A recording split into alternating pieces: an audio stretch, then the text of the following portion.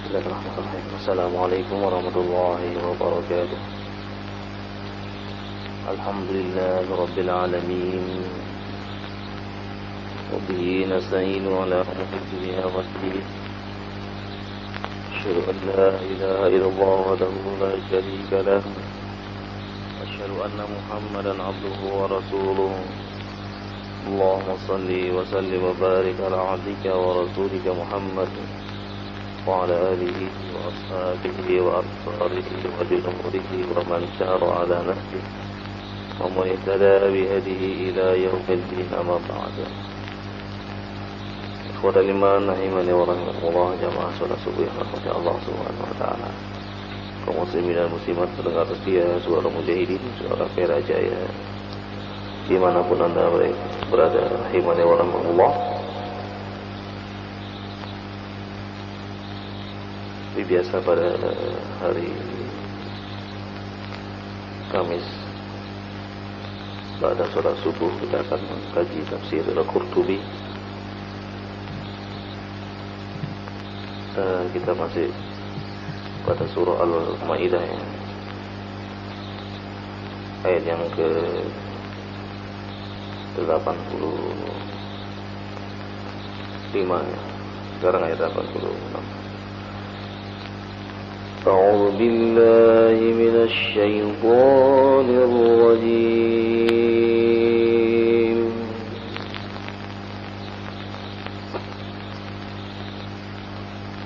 والذين كفروا وكذبوا بآياتنا أولئك أصحاب الجحيم. يا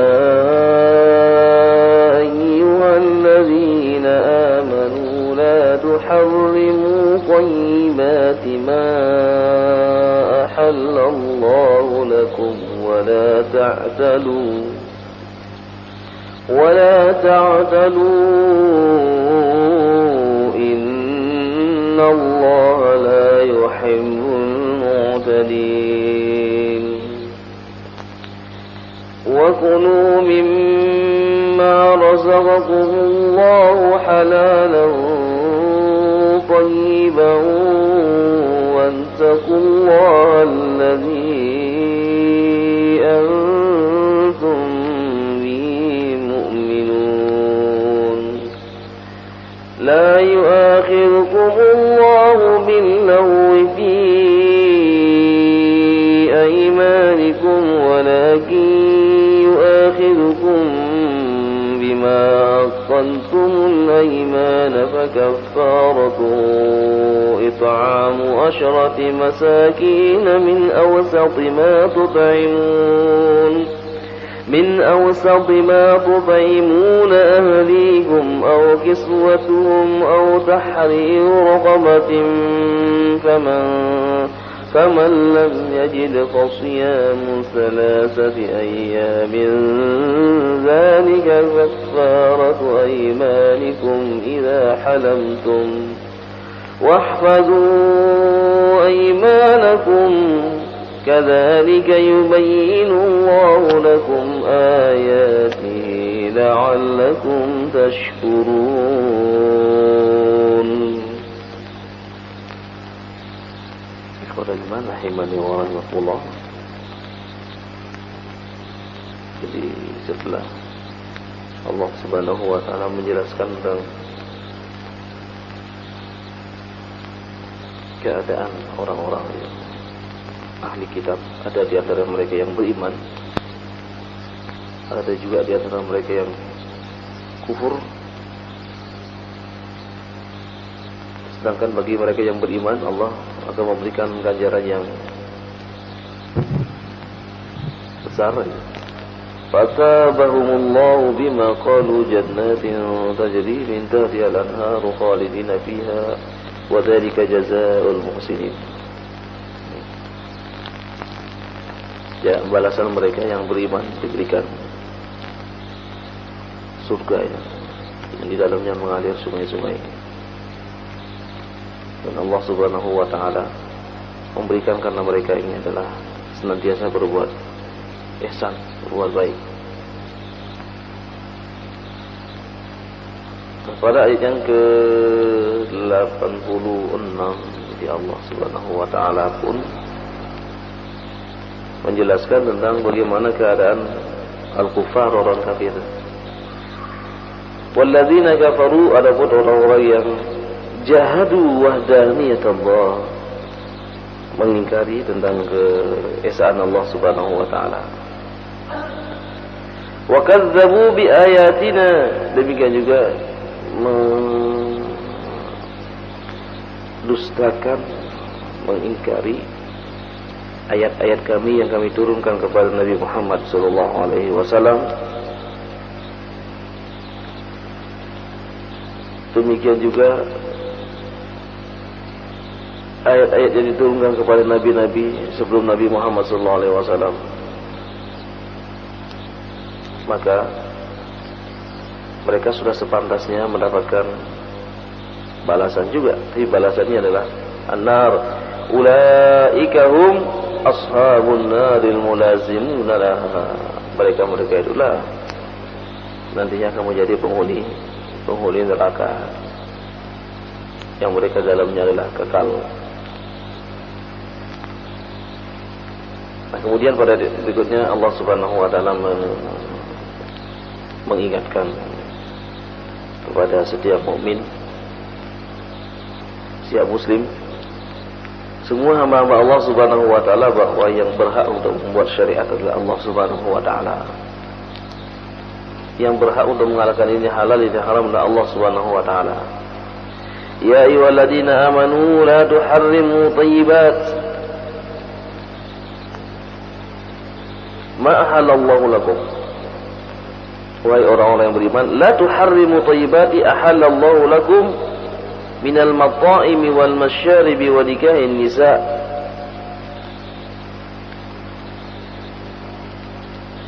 Jadi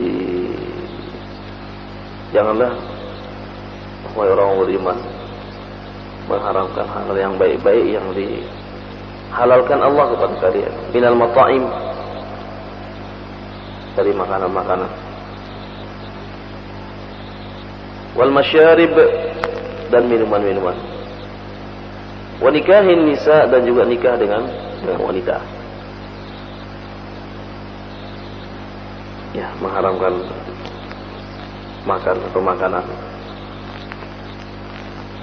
sebagaimana yang terjadi pada sekelompok umat manusia pada saat Nabi Muhammad SAW.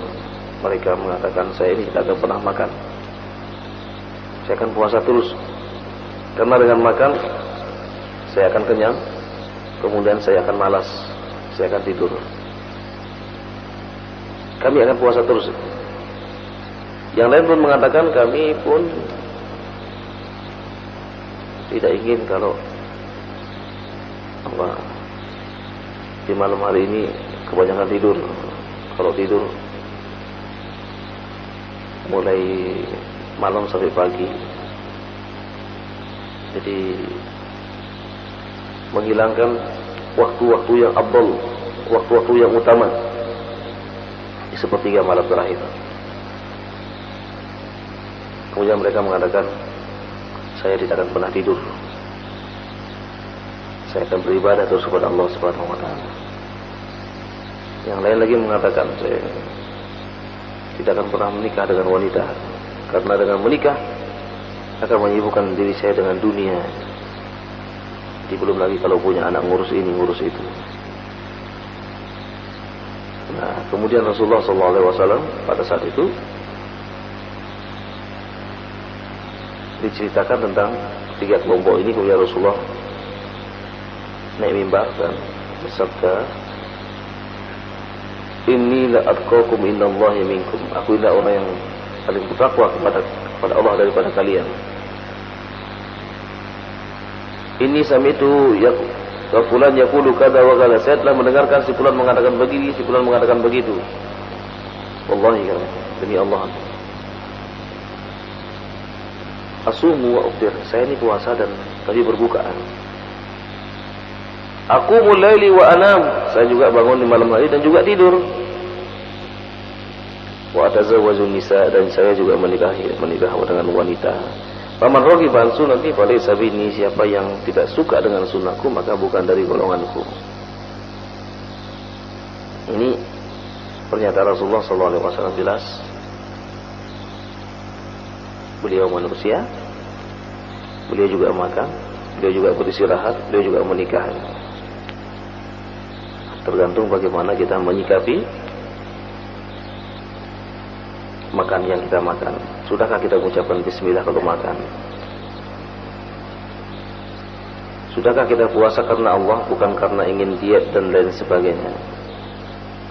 Sudahkah ketika kita menikah tujuannya adalah untuk mencari ridho Allah Subhanahu wa taala, bukan hanya sekedar melepaskan nafsu? Nah, kalau itu kita lakukan dalam rangka untuk beribadah kepada Allah Subhanahu wa taala, fa insyaallah taala aktivitas kita semuanya bernilai ibadah. Kata Imam Al-Imani wa rahimahullah tentang peringatan Allah Subhanahu wa taala sekaligus anjuran di sini, jangan sampai kita ini mengharamkan sesuatu yang dihalalkan oleh Allah, demikian juga sebaliknya menghalalkan sesuatu yang telah diharamkan oleh Allah Subhanahu wa taala.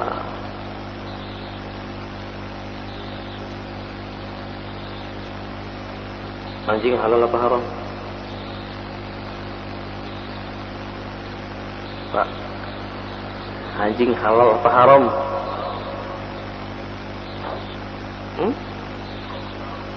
Ragu-ragu. Air liurnya najis apa suci? Kata Rasulullah, "Idza walagal kalbu fi ina'i ahadikum faghsiluhu nasab'an ulahuna bit-turab."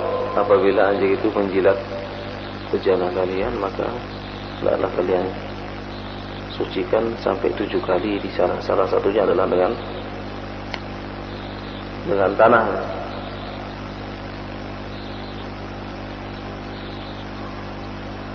Jadi dia adalah termasuk haram. Kodok halal atau haram?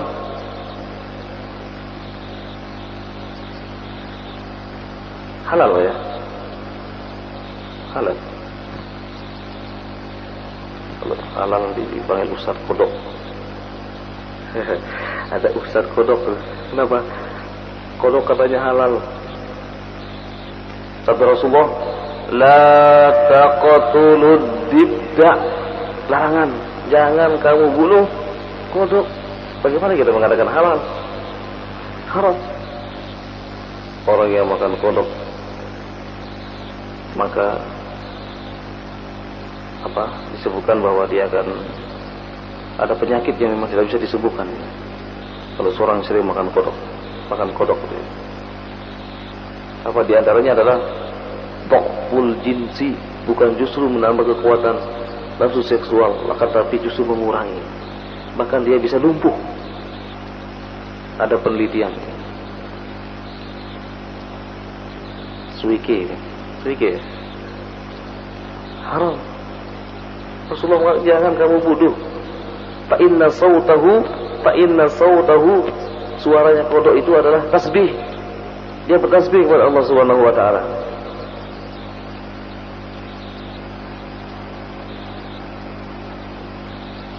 Apalagi ya?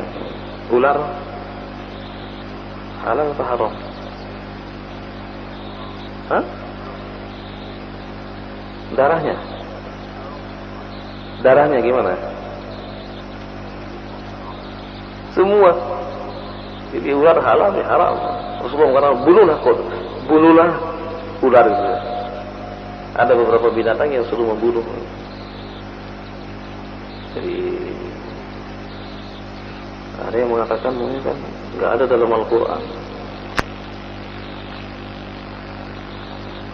Anjing kan nggak disebutkan dalam Al-Quran kalau itu haram.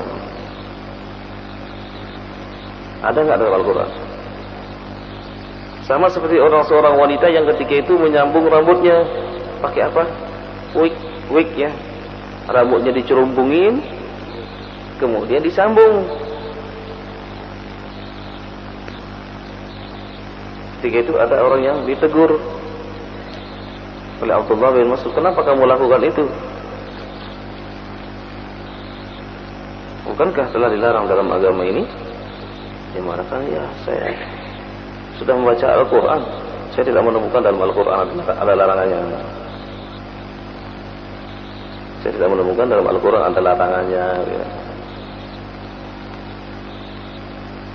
Berapa lama Anda baca Quran? Sering saya baca. Berarti Anda tidak paham dengan firman Allah Subhanahu wa taala.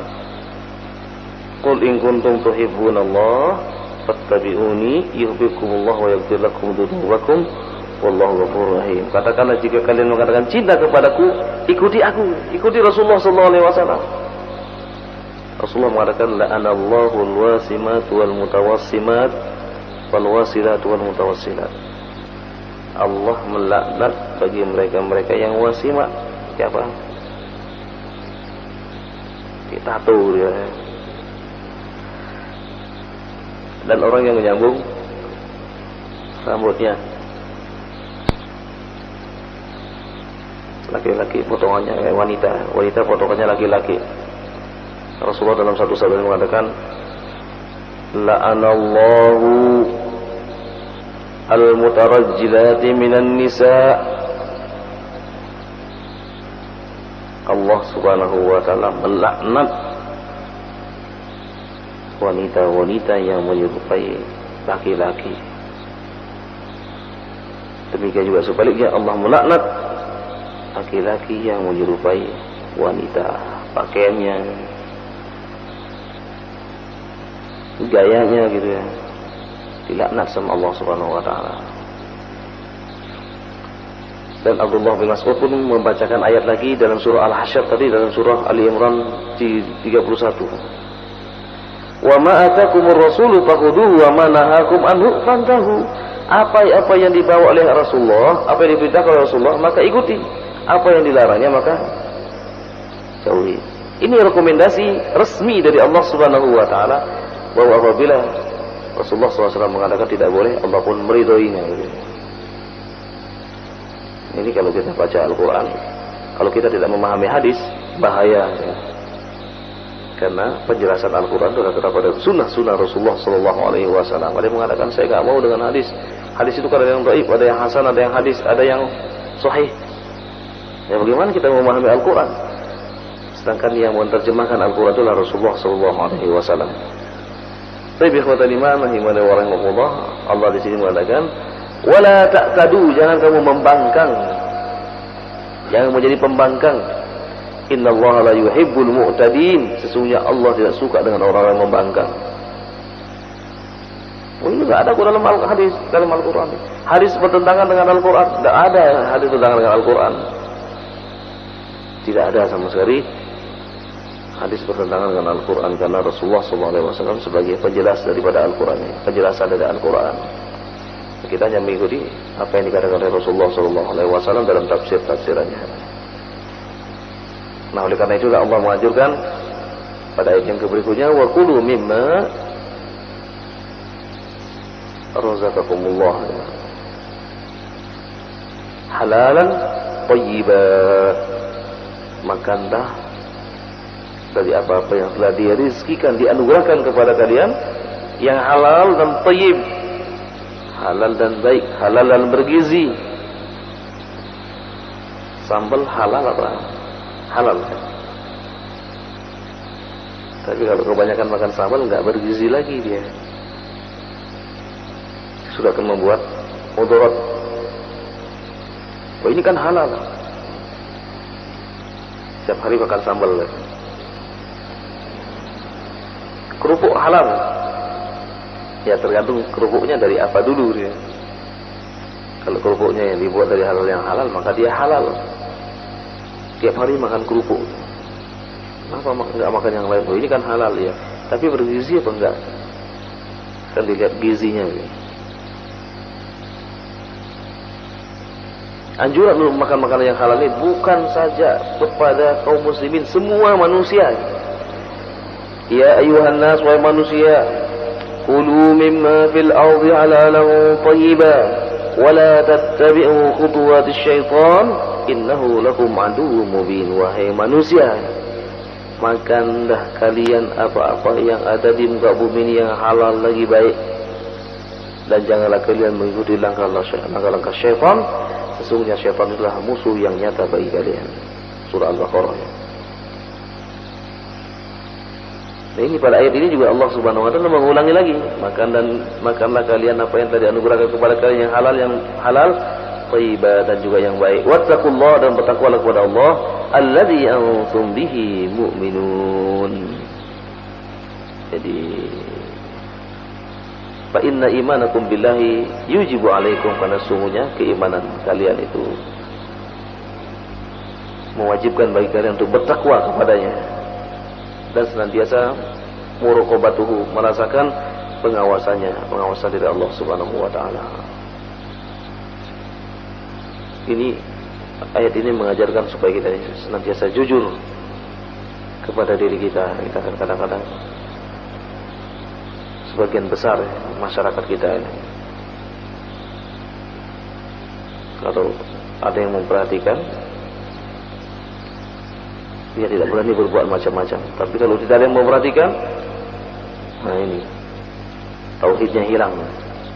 La ilaha illallahnya tiap hari dia ucapkan hilang semua. La ilaha illallahnya di masjid saja. Kalau sudah di kantor, tidak ada la ilaha illallah.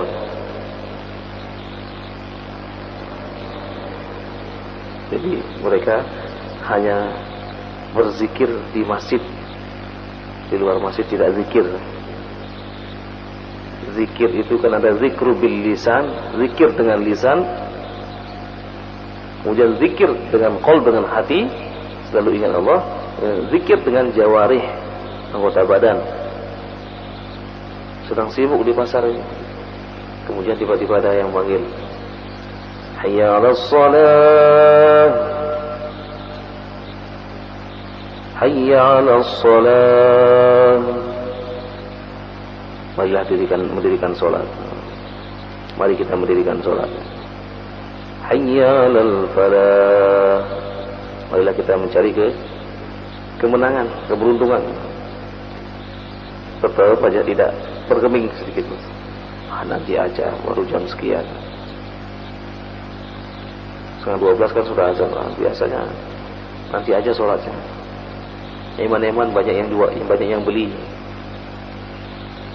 Sampai jam 1 belum sholat, jam 2 belum sholat, jam 2:30 baru sholat. Kan masih ada waktu katanya. Manusia kalau beribadah selalu memilih yang penting. Yang penting saya sholat, yang penting kan sholat saya sah. Tidak pernah orang mengatakan saya akan mencari terbaik untuk masalah ibadah ini. Karena kita menginginkan al-jannah, surga yang kita inginkan. Rabbana atina fid dunya hasanah wa fil akhirati hasanah wa qina adzabannar. Kalau kita nunda-nunda, kita kepingin kalau di surga nanti masuk surga tanpa hisab, didahulukan. Tapi kalau kita selalu menunda-nunda ibadah ini, apa mungkin kita akan didahulukan sama Allah Subhanahu wa taala? Logikanya kan seperti itu ya. Urusan dunia kita mencari yang terbaik, urusan akhirat haruslah lebih baik lagi. Jangan sampai urusan dunia yang cari yang terbaik, urusan akhirat ala kadarnya saja. Lah, tidak ya. Kita tetap mendahulukan bagaimana kita mencari akhirat dengan cara-cara yang paling baik gitu. Azan, kelas saya tinggalkan semua. Banyak pembeli mas, tak apa-apa. Nanti juga ada yang beli. Tutup toko, kemudian pergi ke masjid.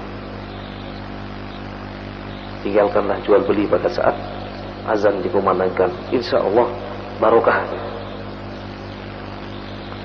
Tapi kota liman rahimani wa rahimahullah, mungkin ini beberapa ayat yang dapat disampaikan pada kesempatan yang berbahagia ini. Pada ayat berikutnya panjang pembahasannya, nanti insya Allah pada pertemuan berikutnya. Hal min soalin, ada yang ingin bertanya? Silakan mas.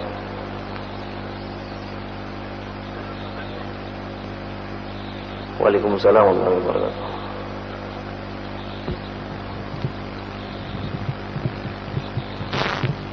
Assalamualaikum warahmatullahi wabarakatuh. Waalaikumsalam warahmatullahi wabarakatuh. Orang yang terlanjur ditato setelah dia taubat, untuk menghilangkan tatunya ini agak sulit. Bagaimana kalau dia pakai sholat, apakah sholatnya sah? Terima kasih. Orang yang tato ya, dia sudah taubat, kemudian kalau menghilangkannya sulit ya. Kalau masangnya nggak sulit Pak ya. Kalau masangnya nggak sulit, kalau iya disetrika Pak ya. Jadi kalau bikin tato itu kan pakai, kalau menghilangkannya harus disetrika, kulitnya terkelupas. Nah, yang pertama bahwa kalau dulu dia melakukan adalah karena ketidaktahuannya. Insya Allah kalau dia tobat ma'fuan. Tapi kalau dia tahu tapi tetap melakukannya, nah ini pembangkang, mu'tadin jadi. Inna Allah la yuhibbul mu'tadin. Tapi kemudian setelah itu dia tobat kepada Allah Subhanahu wa taala, selalu menjaga sholat, memperbanyak ibadah-ibadah yang lain. Insya Allah, Allah itu adalah Maha segala-galanya, Maha Ghafur, Maha Rahim. Dalam Al-Quran dikatakan, Nabbi ibadi fa inni anal ghafur rahim. Beritahukan kepada hamba-hambaku, aku inilah anal ghafur, aku inilah Maha Pengampun, Rahim, dan juga Maha Penyayang. Wa anna azabi azabun alim. Dibikin azab yang pedih. Insyaallah taala kalau orang mau tobat, Allah akan terima tobatnya. Nah, bagaimana dengan tato yang dipergunakannya? Kalau sekiranya menghilangkannya akan memudaratkan, maka sudah biarkan saja. Jadi dibiarkan, nanti itu memperbanyak amal-amal kebajikan. Kalau dihilangkan sudah dengan setrika, di sini justru akan menyakiti diri sendiri dan juga akan menyebabkan tubuh menjadi cacat. Nah, biarkan aja. InsyaAllah ta'ala Allah Maha mengetahui tentang isi hati seseorang.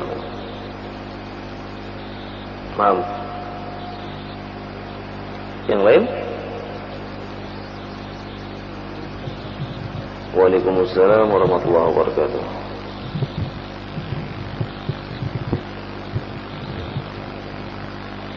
Batas aurat daripada laki-laki ini sampai di mana Pak Ustaz? Soalnya selama saya pergi kemana-mana di seluruh Indonesia ini, baru saya lihat di sini yang mandi telanjang, itu laki-laki. Kadang-kadang dia masuk musola telanjang. Itu apakah haram dan ancaman apakah neraka atau dosa besar, dosa kecil ini? Yang kedua, saya pernah membaca seluruh dunia ini katanya di dalam suatu majalah Islam, waktu sholat subuh itu terlalu cepat, 20 atau 25 menit. Kan di dalam Al-Quran itu sholat subuh ini harus sudah jelas benang putih dan benang hitam. Yeah. Yang ketiga, bagaimana sholatnya di Saudi sana, di Madinah dan Mekah, jarak azan dan iqamat, dan berapa jarak antara saf satu dan kedua, itu jaraknya seperti ini kan di masjid ini bagus. Kadang-kadang di masjid yang lain tuh ukuran karpet ini kadang-kadang kita bangun tuh kena pantat yang depan. Itu aja. Assalamualaikum warahmatullahi wabarakatuh. Waalaikumsalam warahmatullahi wabarakatuh. Aurat laki-laki jelas antara rukobah dengan pusarnya. Jadi pusarnya sini sampai lututnya. Jadi itu adalah auratnya laki-laki. Tidak berarti bahwa kita ini boleh sholat tidak pakai baju dia. Jadi kemudian juga dengan alasan olahraga kemudian pakai celana pendek gitu. tetap kita menjaga aurat kita. Kita mau olahraga, usahakanlah pakai celana panjang, tidak memakai celana pendek. Apalagi berenang. Saya kan berenang. Gimana kalau saya pakai celana panjang? Ya dipilihlah celana yang memang cocok untuk berenang. Jadi jadilah hamba-hamba Allah yang muti'in, yang taat. Sami'na wa ata'na. Bukan sami'na wa aswayna. Tidak membuat-buat alasan. Sebagaimana Bani Israel dilarang mancing pada hari Sabtu, mencari ikan hari Sabtu, pasang jalannya pada hari Kamis. Sabtu dibiarkan, kan ikan akan masuk, kena jaring juga nanti. Hari Minggu baru diambil, atau hari Senin baru diambil. Tapi itu batasan aurat laki-laki. Pusar sampai lutut ya. Usahakan pada saat kita bersepeda ataupun berolahraga apapun, pusar kita tidak nampak sampai di lutut kita ya. Yang kedua, tentang sholat. Katakan supaya nampak benang putih, benang hitam. Sekarang nampak semua, yang hitam pun nampak ada. Sudah ada listrik sekarang ya. Dulu di zaman Nabi mungkin itu artinya kalau sudah jelas fajar menyingsing. Orang kadang-kadang tidak membaca hadis Nabi. Di dalam Sahih Bukhari dikatakan bahwa kana Rasulullah SAW yusalli fi ghalasin. Rasulullah ketika itu puasa masih gelap gulita. Solat masih dalam keadaan gelap.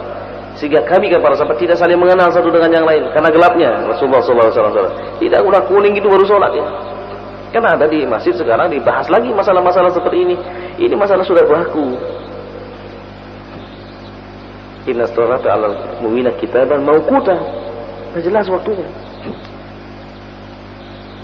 Bagaimana kalau hujan, kalau mendung? Jam dulu udah ada, zaman dulu kita nggak perlu pakai jam. Ya kalau mendung gimana mau sholat? Gelap gulita. Ternyata mataharinya sudah muncul. Oh, ini masih gelap ini. Sekarang dengan ada jam sudah mudah ya, ada jam sekian. Kita nengok-nengok lagi, wah, sekarang sudah diatur, termasuk juga di sana di Arab sana. Sekarang waktu subuh di sana itu adalah jam hampir sama dengan kita. Kalau musim panas dia maju. Musim panas itu jam 3:04 atau jam 3:30 sudah waktu. Kalau musim dingin jam 5:30 baru waktu. Kita biasa ya di jam kita di sini jam 8 ya. Kita jam 8 di sana berarti jam berapa? Jam 4 lebih ya. Itu waktu. Kita biasa setel di parabola itu jam 6 jam di sini jam 8:25 itu komat. Nah, di sana menyambung kalau komatnya di situ panjang antara azan dan iqamat. Tidak ada yang langsung, kan ada masjid yang begitu azan langsung komat. Ini menyalahi sunnah. Menyalahi sunnah. Kecuali kita dalam keadaan safar, bepergian. Paling tidak kita memberikan kesempatan kepada para jamaah untuk berwudu. Setelah itu mereka melaksanakan sholat 2 rakaat. Ini fadilahnya sangat luar biasa. Bilal bin Rabah, suara terumpahnya di surga karena apa? Selalu menjaga sholat wudu. Kita sudah berikan di sini subuh berapa menit? 20 menit. Ada yang jauh-jauh. Bagi mereka mungkin yang nggak sempat sholat, seolah kalau sholat di Mujahidin jauh. Ayatnya pun kita tidak terlalu panjang, pendek-pendek. Mau dipanjangkan nanti diprotes. Subuh panjang-panjang ayatnya. Rasulullah SAW sholat kalau subuh itu 100 ayat rakaat pertama. Sehingga dikatakan ketika selesai sholat barulah kita saling mengenal satu dengan yang lain gitu. Karena ada sekarang masjid yang azannya itu sudah betul-betul mau terbit matahari baru azan. Keliru nih. Siapa yang mengatakan sholat waktunya di Indonesia ini lebih 20 menit masih kurang 20 menit belum masuk waktu. Ceritanya adalah dulu ada orang yang kesini itu, kemudian dia jalan dari Malang kemudian ketemu sholat di Pasuruan. Sudah selesai sholat, dia mengatakan, loh ini belum masuk waktu ini. Nah kemudian dari itulah kemudian dibahas di mana-mana tentang sholat subuh haruslah sudah menguling, ini keliru. Sahabat mengatakan kami tidak saling mengenal satu dengan yang lain ketika azan subuh dikumandangkan, sehingga kami baru saling mengenal ketika selesai sholat karena panjangnya sholatnya Rasulullah SAW. Tidak perlu dibahas lagi gitu ya. Ulama-ulama kita insya Allah sudah menentukan itu pun bukan sembarangan. Gara-gara ada orang sana ke sini kemudian mengatakan itulah dijadikan sebagai patokan, dibahas di mana-mana. Jelas, dalilnya memang sudah jelas. Fajar ada fajar dua, ada fajar kadzib, ada fajar shadiq. Ada fajar kadzib, ada fajar shadiq. Fajar yang bohongan, ada fajar yang beneran itu ya. Insyaallah taala kita sudah tepat pada saat kita azan sudah. Kalau kita selalu seperti itu, bagaimana kalau musim hujan? Kan tetap akan melihat jam, jam sekian. Jadi sekarang alhamdulillah sudah mudah ya. Jadi tidak perlu lagi hal-hal seperti itu terlalu menyibukkan diri kita sehingga itu aja. Banyak masalah-masalah lain yang masih banyak di kalangan umat Islam ini yang perlu diperbaiki ini. Baik, mungkin itu ya. Ada yang belum jelas. Yang pertama, itu dosanya besar atau kecil tadi yang mandi telanjang. Kadang-kadang dia masuk musola itu dalam keadaan telanjang baru ganti pakaian di musola. Itu dosa besar atau dosa yang kecil atau bagaimana? Iya jelas. Jadi kalau misalnya ya kalau dia mandi di kamar mandi ya, kalau dia bisa menutupi, kalau enggak ya dia sudah tidak ada yang melihat. Intinya adalah mandi itu adalah tidak dilihat sama orang. Ya kalau kita telanjang dan tak telanjang kan Allah Maha tahu gitu ya. Yang jelas pada saat dia keluar dari kamar mandi sudah dalam keadaan menutup aurat, khususnya adalah di tempat-tempat umum. Di tempat-tempat umum, kalau di rumah ya silakan bukan rumah ya. Jadi kalau di luar ya, di tempat-tempat umum adalah ketika dia keluar dia sudah dalam keadaan rapi gitu. Ini juga sebagai pemberitahuan juga kepada para jemaah haji gitu ya, khususnya yang perempuan ini. Jangan disamakan mandi di sini dengan mandi di sana. Biasa di sini pakai kemben, pakai anduk tok kemudian keluar. Itu terjadi di sana. Perlu diketahui bahwa di sana itu tidak ada pegawai perempuan. Di hotel-hotel tidak ada pegawai perempuan, mereka rata-rata laki-laki semua. Dan mereka rata-rata tidak ada istrinya di situ. Bahaya gitu ya.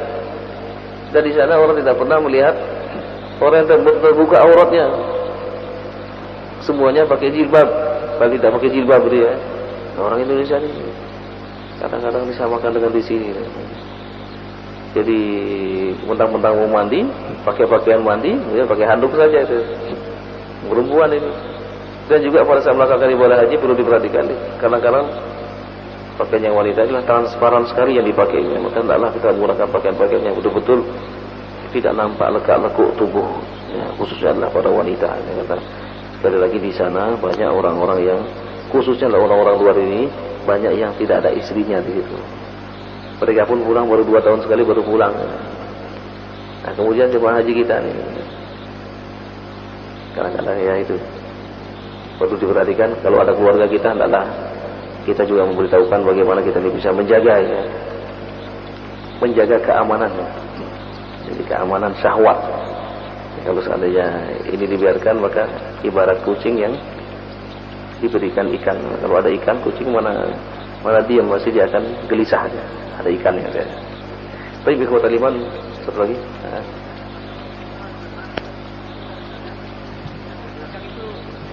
Membentur. Iya, sopnya harus betul-betul. Iya, sopnya jangan sampai terlalu dekat. Ya, seperti kita sekarang ini, insya Allah kita sudah tepat ya. Jadi jangan sampai terlalu dekat, atau mungkin jamaahnya terlalu tinggi. Iya ini. Iya, atau sujudnya mungkin terlalu panjang. Posisi sujudnya panjang gitu ya. Jadi banyak orang kurang memahami sujud Rasulullah panjang itu masalah panjang sujudnya, bukan bentuknya panjang gitu ya. Jadi sujudnya lama gitu, lama sujudnya. Kalau sujud yang panjang seperti itu 1 minggu sudah menghitam di sini, terlalu menekan. Sujud itu santai gitu. Jangan panjang sekali sujud, bentuknya panjang sujud itu. Ini tidak sederhana sujud itu. Jadi tidak pertumbuhan terlalu ini. Kalau pertumbuhan seperti itu, apalagi sholat pada musim panas di karpet, insya Allah 1 minggu sudah menghitam min asari sujud. Karena kita ya orang sujud kan seperti ini. Sahabat Nabi dulu tidak ada yang menghitam-menghitam mukanya. Jadi min asari sujud di situlah wajahnya berseri-seri, nampak pada wajahnya adalah bekas-bekas sujud. Jadi sekarang orang menghitam saja. Sujudnya yang keliru gitu. Kecuali kalau memang dia sujudnya panjang lama, nggak mungkin.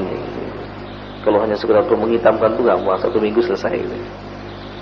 Jadi yang berat di depan, kemudian nanti insya Allah dari mukanya menjadi, wajahnya menjadi menghitam. Bukan itu maksudnya.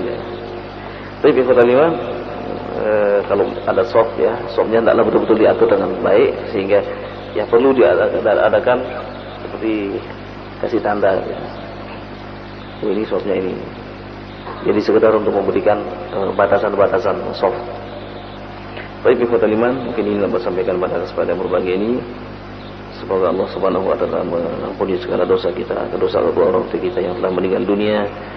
Demikian juga memudahkan semua urusan orang tua kita yang masih hidup pada saat sekarang ini, dan kita dengan keluarga kita dijadikan orang-orang senantiasa mendirikan salat. Rabbana ja'alna muqiminas shalah wa min dzurriyyatina rabbana wa taqabbal du'a. Rabbana zalamna anfusana wa illam taghfir lana wa tarhamna lanakunanna minal khasirin. Allahumma inna nas'aluka al-huda wat-tuqa wal-'afafa wal-ghina. Allahumma inna nas'aluka ridhaka wal jannah wa na'udzubika min syakhatika wan nar. Allahumma rabbana ighfir lana wa li ikhwanina alladhina sabaquna bil iman. ولا تجعل في قلوبنا غلا للذين آمنوا ربنا إنك رؤوف رحيم. اللهم إنا نسألك سلامة في الدين وعافية في الجسد وزيادة في العلم وبركة في الرزق وتوبة قبل الموت ورحمة عند الموت ومغفرة بعد الموت. اللهم هون علينا في سكرات الموت والنجاة من النار والعفو عند الحساب. ربنا آتنا في الدنيا حسنة وفي الآخرة حسنة وقنا عذاب النار وادخلنا الجنة مع الأبرار يا عزيز يا غفار يا رب العالمين. وصلى الله على نبينا محمد وعلى آله وصحبه أجمعين. سبحان ربك رب العزة عما يصفون وسلام على المرسلين والحمد لله رب العالمين. سبحانك اللهم وبحمدك أشهد أن لا إله إلا أنت أستغفرك وأتوب إليك. السلام عليكم ورحمة الله وبركاته.